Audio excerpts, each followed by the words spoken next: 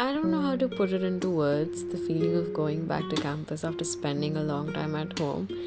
So I decided to just show you. Everything feels so fresh, so new, yet exactly how I left it. My room was in a complete mess, so I started cleaning and I didn't get time to record.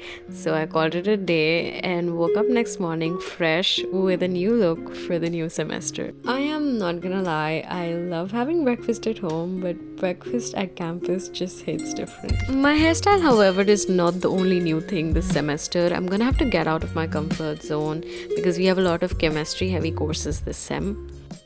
Two classes are cancelled as expected on day one, but the thing is that I'm still not sure if the 1:30 class will be there. We'll just have to go sit in the class and figure it out. But that's not what I picked up my camera for. You see, the reason why I picked up the camera is because I read this line in the chemistry book that I was reading. And you expect to remember quotes from self-growth books. I could easily skip the first chapter because if you're like a class 6 7 student, it makes sense to read why should I study chemistry. But then for some reason I just didn't skip that chapter.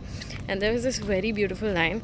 It says that the frailties of human beings, the institutions, they slow down scientific development way more than the limitation of the measuring instrument or the technology. And that I think is very relevant. It's very humid today. This is giving me flashbacks of last year. But I am still outside because I just want to enjoy this campus as much as possible. I genuinely do not understand how 1 year flew by, and next year, this time, I will not even be in this campus. Crazy. I have not liked chemistry for the longest time in my life, and it had especially to do with rote learning for NEET. And I'm thinking about making a separate video about this, but what I'm saying is that there was this line that there are problems in this book that are difficult to solve, but don't be afraid to be stuck in a problem, because if you look at the solutions, it's gonna short circuit your learning process. And this got me thinking that imagine being in Akash or in a coaching institute in Kota preparing for NEET. There is no scope of solving things on your own. They tell you the method to solve every type of problem.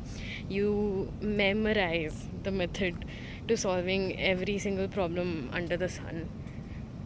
And yeah, I guess the problem with me during NEET wasn't the fact that I didn't want to study or that I wasn't good enough.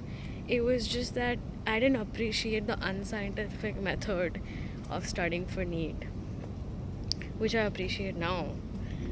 So yeah.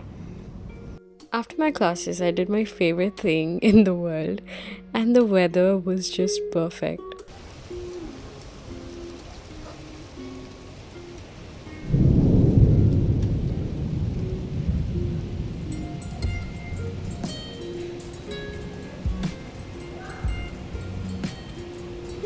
If there's one thing I like more than napping, then it's napping in this weather.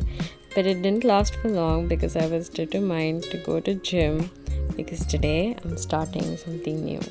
I had never imagined that this would be on my to-do list for 2026 because strength training is something that comes last to me because my priority had always been losing weight, and I was struggling with it for a while now. I'd start, but then 2 3 days later I'd give up because I would try to do all the things together. I would diet, I would do cardio, I would start doing exercise, but it never worked because it was not sustainable.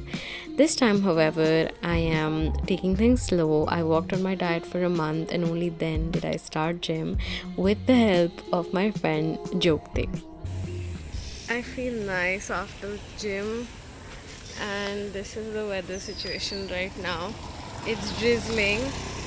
There's a mela at 7 number gate, so that's where we're going.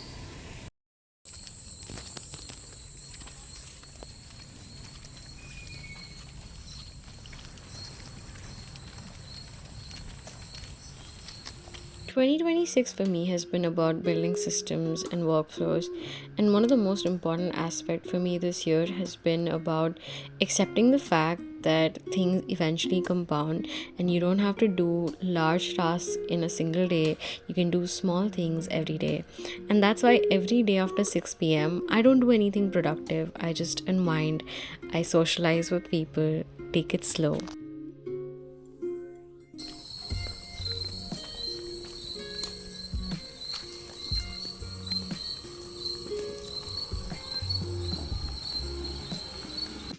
I'm gonna have my dinner right now and let me show you what jugaad I do. So it's Monday and we get reshmi kebabs for snacks in canteen, okay? So I just took like 8 pieces that cost me 100 rupees.